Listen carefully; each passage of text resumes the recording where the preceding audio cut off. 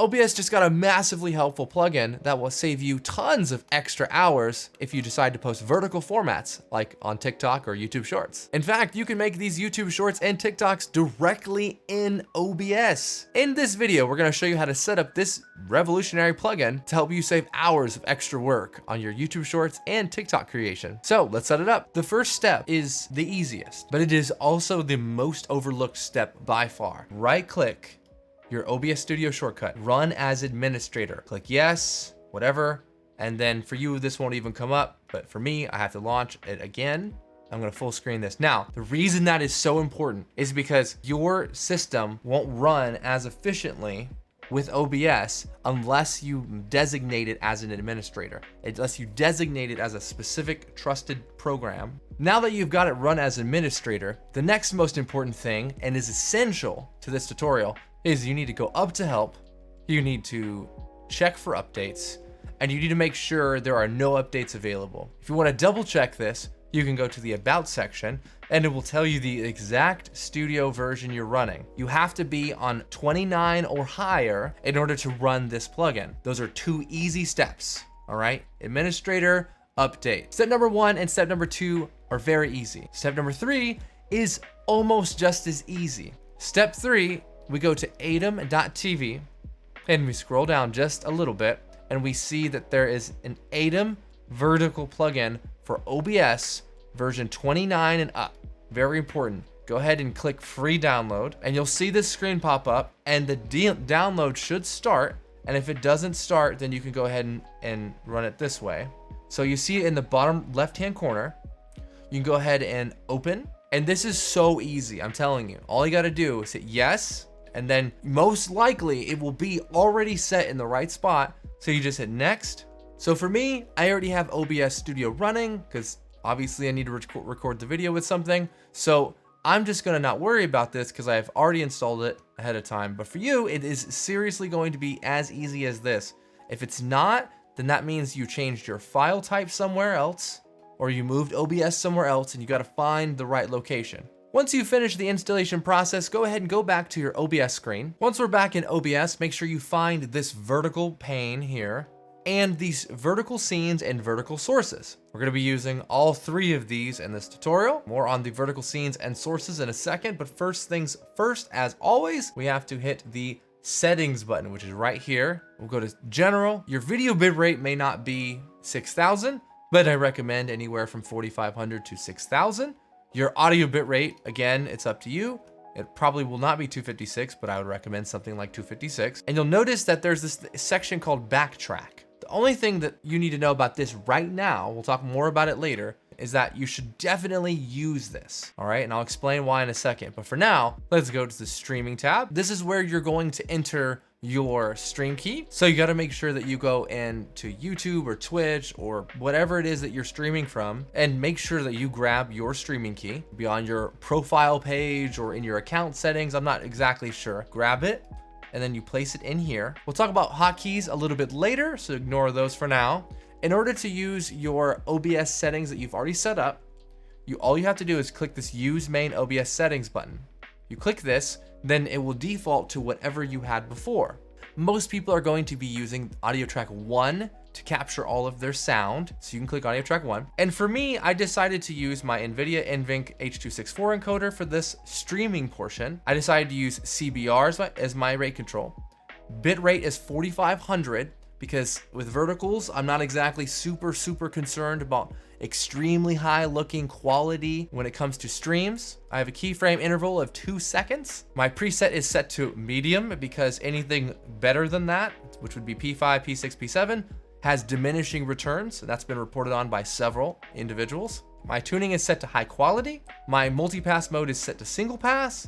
And my profile set to high. I'm also going to turn off look ahead, and I'm also going to turn off cycle visual tuning. My GPU is at 0, but this really depends on where your GPU is located in your device, in your system. And then finally, your max B frames should be around a 2. On the recording tab, the first thing you need to do is look for your recording path. This is going to be where you are going to save these vertical recordings. I recommend somewhere that is organized and away from your normal raw recordings. That way you don't get them mixed up. We'll return to the hotkeys in a little bit, so ignore those. So in the advanced section, I've deviated a little bit. I've decided to not use my main OBS settings. Again, because it's short form content, I'm not terribly concerned about the picture quality being at insane. It doesn't really need to be. I've decided to go with MKV as my file format this time around. And the main reason for that is because adding a new plugin can reintroduce or introduce some bugs that may not have been there before, which might potentially cut off recordings. So MKV is a safe option, so your recordings won't be cut off. Again, I'm using audio track 1 here. I have an NVIDIA graphics card, so I'm using NVIDIA NVENC HEVC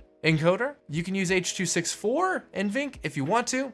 Just like you could set it up almost exactly the way I did in the streaming section, or you can use X.264. X.264 is your CPU is encoding everything. Again, I wouldn't recommend this because GPUs are generally better at these encoding tasks than CPUs, unless you have a very high-end CPU. So try to avoid this if you can. HEVC provides this basically the same level of quality as the other NVENC settings, but it will have a smaller file size. Another change is CQP instead of CBR. Basically, CQP works in conjunction with your GPU to use the bitrate that the task needs. Instead of setting a stationary bitrate that just keeps going at that rate, causing potential slowdowns or quality issues, CQP is going to adjust it based on what you actually need and the quality level that you determined right below it. CQP is going to allow me to adjust my level of quality, kind of like a preset in a way. The CQ level is going to go up or down depending on how strong your GPU is. I've decided to sit mine at 20 for now, but you might want to experiment around this mark to determine what's best for you.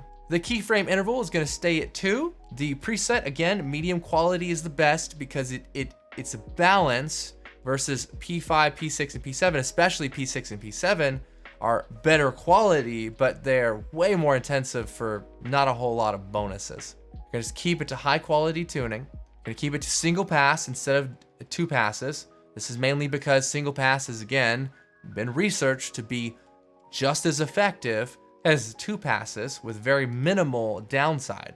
Your profiles to main, and I would go ahead and turn off look ahead and psychovisual tuning. The GPU column will either be 0, 1, or 2. It just depends on how many GPUs you have and which one you want to use for this encoding. The best way to check that really quickly is to go to Windows Task Manager and you pull it up and you'll see that my GPU says GPU 0. That's how you know. So I'm gonna put GPU 0 right here in this row. Your max B frames should be around 2. So now at this point, you're good to go. You can hit OK. So now that we have our basic settings down, we're gonna add a scene and a source. So add a scene, you need to hit the plus sign at the bottom of this. Make sure it's in the vertical scene column. You're gonna ignore the normal scene and normal source column. You're gonna go straight to the vertical scene section. Then you're gonna hit the plus sign. I'm gonna name mine gameplay. Hit OK. Go ahead and hit the plus sign. Go up to video capture device, hit new. I'm already using my current webcam in an OBS instance, so we're just gonna show you what OBS virtual camera looks like. But of course, you will select normally the video camera that you have in the dropdown. Once you select this, you'll hit OK, and you'll notice that this needs to be resized. This is just the way that vertical is. You're gonna have to play around and resize certain things by dragging the corners until you get to a point where you're comfortable where it's located. For me, I'm gonna go ahead and try to make it as even as possible. All right, cool. So see, it seems like that fits pretty good in the top section. And now, because our camera is all alone at the top, we need something to capture underneath it. Come down, hit the plus sign, go to Windows Capture or Display Capture or Game Capture or whatever it is applies to you. But for me, it's going to be Windows Capture. I'm gonna hit New, and then I'll just use the ATEM browser as an example. I'm gonna make sure that Windows Match Priority is set to Match Title, otherwise find window of same executable, and I'm gonna hit OK. You're gonna see that this thing is oversized. So what we're gonna do is we're gonna resize it. Same as we did before, and we're gonna try to make as much of it fit as we can, but we also need to be aware that there is definitely going to be overhang. That is just how this vertical format works. So find a comfortable amount of overhang, and then now we can see the middle of the screen. It looks like I did miss a gap there. I need to make this slightly bigger. So that is a comfortable amount of overhang for me. And if you were playing like a game or something, you probably would want the middle of the screen to be captured as much as possible. because that's going to be where your aim is or your presentation points or whatever. So now we have our vertical short composition. Super easy. I mentioned earlier 2 things that I was going to return back to. Let's go ahead and hit those.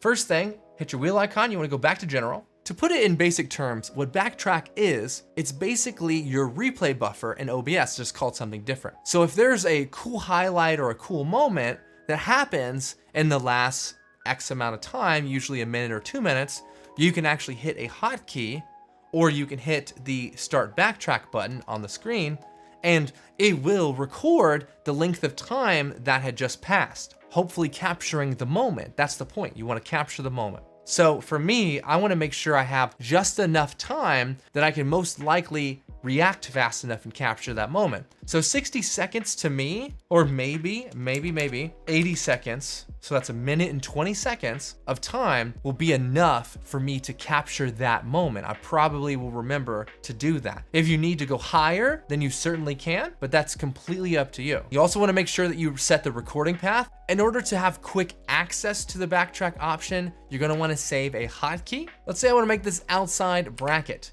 Then every time I hit outside bracket, it's going to save a backtrack of the last 80 seconds. So make sure you have a hotkey that's not going to be used in game or in your normal functions, and then you can go ahead and save that. And speaking of hotkeys, just like anything else in OBS, you can do a start streaming hotkey and a stop streaming hotkey. You can also do a start recording hotkey and a stop recording hotkey.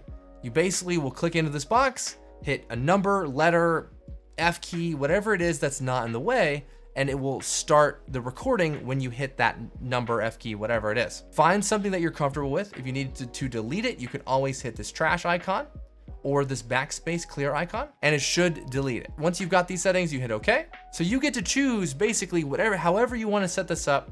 You can use the functions in the panel down here, the start stream, start record, save the backtrack, for instance.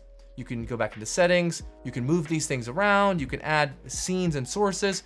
Basically, you set this up as much as you want to. The last thing is you can actually set a vertical scene transition. Much like you can in the normal scene transition where you can add a fade or whatever, you can actually click this little tab and set a vertical scene transition. Default options are a cut or a fade. I'm gonna keep mine to a fade, but you can also change this. You can add a swipe, slide, stinger, fade to color, luma white, whatever you want. Free game. I hope you found this video helpful for you. If you have any questions or comments, feel free to, well, comment them below or hit me up in a Twitter DM. But otherwise, if you need to know how to set up your OBS settings or your mic settings, there should be 2 videos on each side of me that will help you do that. See you in the next one.